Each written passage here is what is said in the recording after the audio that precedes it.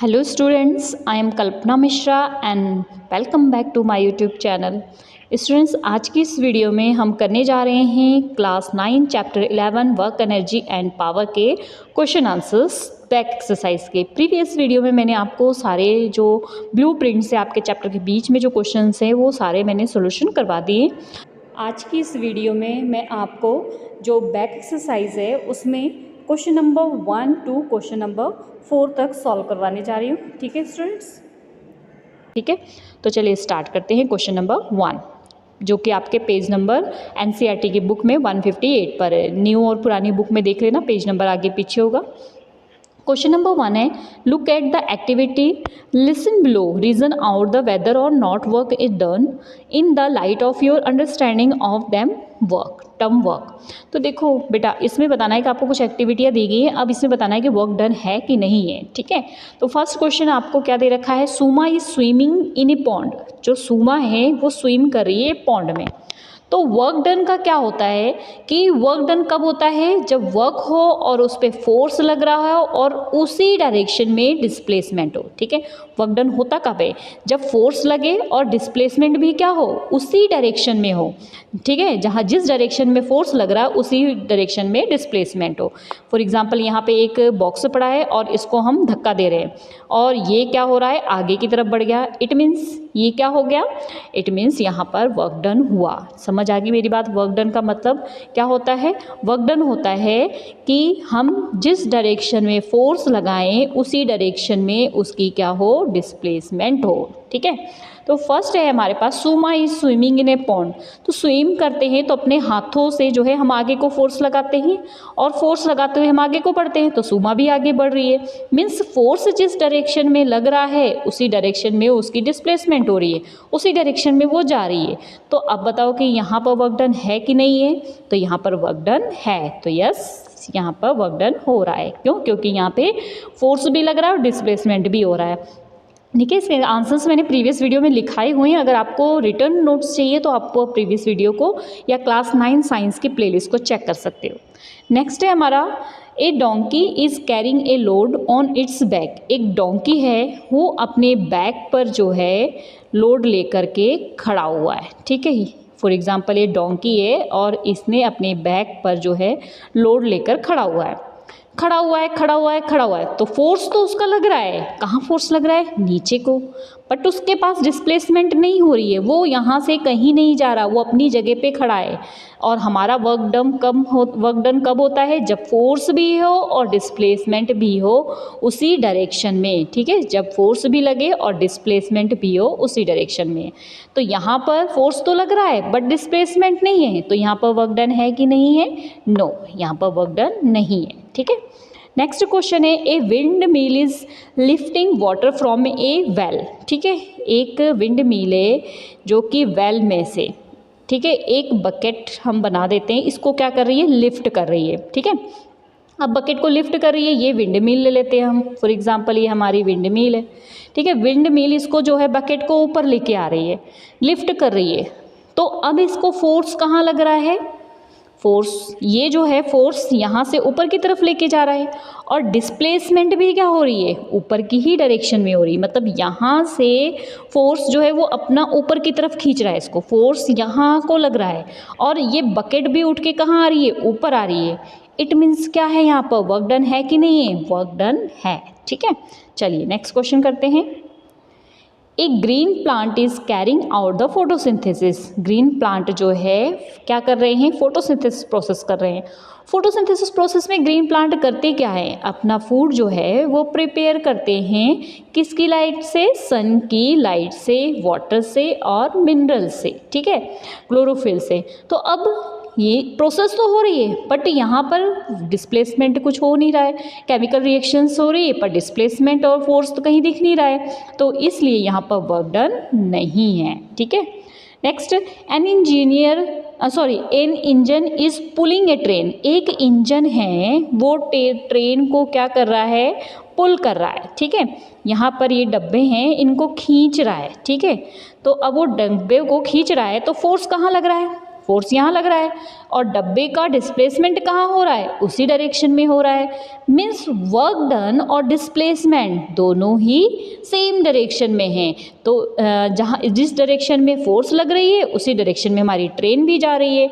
It means यहाँ पर work done है कि नहीं है, यहाँ पर वर्क डन है। ठीक है, नेक्स्ट है food grain are getting dried in the sun. जो फूड ग्रेन है वो सन की लाइट में जो है वो सूख रहे हैं। तो अगर फूड ग्रेन यहाँ पर पड़े हुए हैं और वो सूख रहे हैं, ठीक है, एक मिनट, ये क्वेश्चन चेंज हो गया।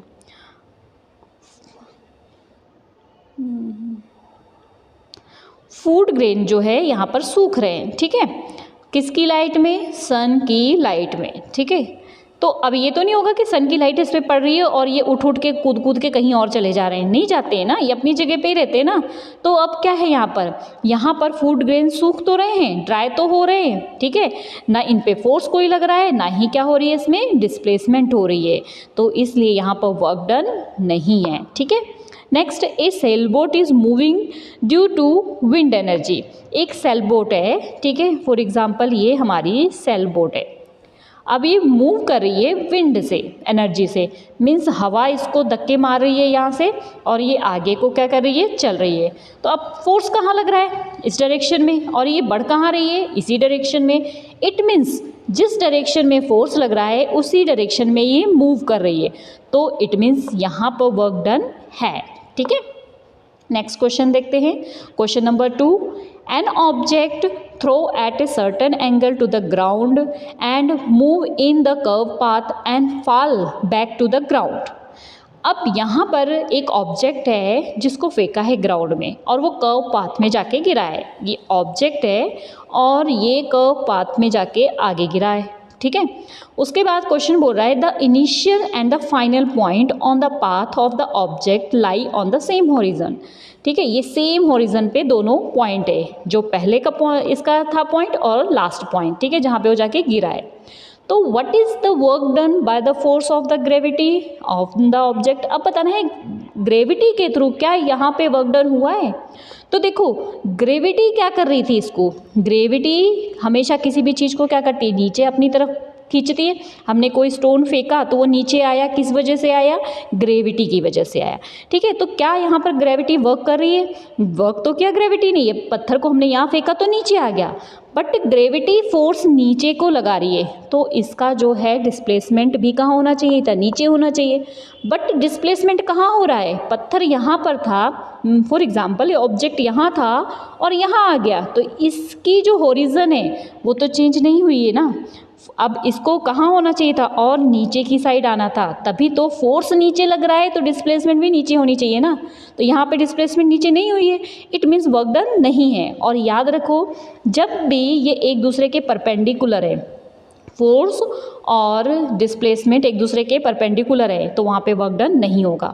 अब देखो फोर्स तो यहाँ लग रहा है और डिस्प्लेसमेंट यहाँ हो रही है, तो यहाँ पर वर्क डन नहीं है। बात समझ आई ना, कि फोर्स तो यहाँ लग रहा है, ठीक है, क्या कैसे, ये पत्थर आके नीचे गिर रहा है और डिस्प्लेसमेंट कैसी हो रही है, ऐसी हो रही है, तो ये वर्क डन नहीं है बाय ग्रेविटी। ठीक है, तो यहाँ पर आंसर हम देख लेते हैं, आंसर क्या कह रहा है, सेम वही चीज़ आंसर कह रहा है जो हमने बात की है। Since the body of return to a point which is on the same horizon lie through the point of the projection, no displacement take place against the force of the gravity, therefore no work done। ठीक है, चलिए next question देखते हैं। Next question है हमारा, a battery lights a bulb, describe the energy change involve in the process. एक battery है, उससे हम लाइट जला रहे हैं, अब आपको बताना है इसमें कौन कौन सी एनर्जी चेंज हो रही है। तो फॉर एग्ज़ाम्पल ये हमारी बैटरी है, बैटरी में पॉजिटिव नेगेटिव साइन होता है, यहाँ से करंट फ्लो होना शुरू हुआ है, तो सबसे पहले इसमें तो केमिकल प्रोसेस होती है। ठीक है, केमिकल प्रोसेस क्या होती है, आगे मान लो हमने ये बल्ब को जलाना है, ठीक है, तो यहाँ पर ये जो केमिकल प्रोसेस है इलेक्ट्रिकल एनर्जी जाती है, और ये इलेक्ट्रिकल एनर्जी क्या करती है, जो बल्ब के अंदर यहाँ पर फिलामेंट होता है, जिसके जलने से बल्ब ग्लो होता है, फिलामेंट को क्या करती है, गर्म करती है, मीन्स हीट एनर्जी देती है, और फिर वो हीट एनर्जी की वजह से ये बल्ब क्या होता है, जलने लग जाता है। समझ आई बात। देखो यहाँ पर हमारी बैटरी है, ठीक है, बैटरी से में क्या हुआ, केमिकल रिएक्शन हुई, मीन्स केमिकल एनर्जी किस में चेंज हुई, इलेक्ट्रिकल एनर्जी में। इलेक्ट्रिकल एनर्जी किसको मिली, बल्ब को। बल्ब के अंदर क्या होता है, फिलामेंट, जिसकी वजह से बल्ब जलता है, तो वो हुआ हीट। उसके हीट होने की वजह से बल्ब चलने लगा। इसका मतलब कौन सी एनर्जी आ गई, लाइट एनर्जी। समझ आया। चलो इसको हम आंसर देख लेते हैं। ऐसे ही आंसर क्या है, with the electrical cell of the battery the chemical energy change into the electrical energy. ठीक है, सेल और बैटरी से सबसे पहले किस में चेंज हुआ, चेंज हुआ इलेक्ट्रिकल एनर्जी में। ठीक है, अब इलेक्ट्रिकल एनर्जी जब फ्लो हुई किस में, फिलामेंट में। किसके फिलामेंट में, बल्ब के फिलामेंट में। तो एनर्जी फर्स्ट जो बल्ब में गई वो उसने फिलामेंट को हीट एनर्जी में चेंज किया, जिसकी वजह से फिलामेंट जो है जलने लगा और जिसकी जगह तरफ से बल्ब जलना शुरू हो गया। आ गया समझ में। चलिए नेक्स्ट क्वेश्चन करते हैं। नेक्स्ट क्वेश्चन है question number 4, certain force acting on a 20 kilogram mass change its velocity from the 5 metre per second to 2 metre per second, calculate the work done by the force. एक force लगा है और object का जो मास है वो कितना है, 20 किलोग्राम मास है। उसकी वेलोसिटी जो है चेंज हुई है। पहले वेलोसिटी 5 मीटर थी, बाद में वेलोसिटी 2 मीटर हो गई। अब कैलकुलेट करना है आपको work done by the force. तो सबसे पहले हमें पता है work done by the force is equal to the change kinetic energy. मतलब अगर वर्क डन हुआ है तो काइनेटिक एनर्जी आई है। ठीक है, काइनेटिक एनर्जी की वजह से वर्क डन हुआ ना। ऑब्जेक्ट जो है एक जगह से दूसरी जगह पे गया है, इट मीन्स एक जगह से दूसरी जगह पर गया। देखो बेटा, एनर्जी के बात आपको पता होना चाहिए। अगर कोई ऑब्जेक्ट जो है अपनी जगह पर ही पड़ा है, ठीक है, अगर कोई ऑब्जेक्ट है वो अपनी जगह पे पड़ा है तो उसके अंदर पोटेंशियल एनर्जी है। अब उसको हमने फोर्स लगाया और वो आगे बढ़ा, ठीक है, मूव किया, तो उसके अंदर कौन सी एनर्जी आ जाती है, काइनेटिक एनर्जी आ जाती है। बात क्लियर हुई। ठीक है, तो अब वर्क हो रहा है तो वर्क में क्या होता है, फोर्स लग रहा है और डिस्प्लेसमेंट हो रही है। इट मीन्स पोटेंशियल एनर्जी नहीं है, कौन सी एनर्जी है, काइनेटिक एनर्जी है। ठीक है, तो पहले देख लेते हैं इसमें हमें दिया क्या क्या है। हमें सबसे पहले इसमें दिया हुआ है, मास दिया हुआ है 20 किलोग्राम। इनिशियल वेलोसिटी को हम u से डिनोट करते हैं। ठीक है, u is equal to 5 metre per second. उसके बाद फाइनल वेलोसिटी को हम v से डिनोट करते हैं 2 मीटर पर सेकेंड। हमें वर्क डन निकालना है, तो वर्क डन किस में निकालना है, हमने निकालना है काइनेटिक एनर्जी में। काइनेटिक एनर्जी का फॉर्मूला आप अभी तक सीख चुके होंगे, मैंने प्रीवियस वीडियो में समझाया। अगर आपने नहीं देखा है जरूर देखना। क्या है, 1/2 mv²। ठीक है, बट यहाँ पे हमें अगर निकालना है तो हम क्या करते हैं, फाइनल वेलोसिटी में से इनिशियल वेलोसिटी को क्या करते हैं, माइनस करते हैं। ठीक है, तो यहाँ पर हमने mv² माइनस mu²। बात समझ आ रही है। चाहे आप ऐसे लिखो चाहे ऐसे लिख दो, 1/2 काइनेटिक एनर्जी का। ठीक है, काइनेटिक एनर्जी का फॉर्मूला होता है 1/2 mv²। पर हमारे पास यहाँ पे दो वेलोसिटी है, फाइनल और इनिशियल, तो हम फाइनल में से इनिशियल को क्या कर देंगे, माइनस कर देंगे। ठीक है, तो अब हम यहाँ पे क्या फॉर्मूला लिख देंगे, हम यहाँ पे फॉर्मूला लिख देंगे W is equal to 1/2 m, bracket के अंदर v² माइनस u²। फाइनल में से इनिशियल को माइनस करना है। ठीक है, 1/2 m मीन्स क्या है, मास 20 हो गया हमारा। उसके बाद जो v था मीन्स फाइनल वेलोसिटी था, बाद में कितनी वेलोसिटी हो गई थी, 2 हो गई थी ना, तो यहाँ पे 2²। उसके बाद u means initial velocity, initial velocity कितनी थी, 5, तो यहाँ पे 5²। अब इसको सॉल्व कर लो। कैसे सॉल्व करते हैं, चलो सॉल्व करते हैं, इसको देखते हैं। यहाँ पर एक मिनट, पेन कलर चेंज कर दूँ मैं। तो सबसे पहले अब देखो क्या करना है, हमने यहाँ पर सबसे पहले दोनों की स्क्वायर कर लो। 2 2 कितना हो गया 4 और 5 5 25। ठीक है, तो 25 और यहाँ पर हो गया 4। ठीक है, इसको मैं सॉल्व कर रही हूँ। इन दोनों को माइनस किया, 25 में से 4 को माइनस किया तो आपके पास 21 आ गया। ठीक है, अब 21 आने के बाद यहाँ पर आपके पास 20 था, तो ये 2 से कैंसिल कर दो, 2 1 2 और यहाँ पे आ गया 10।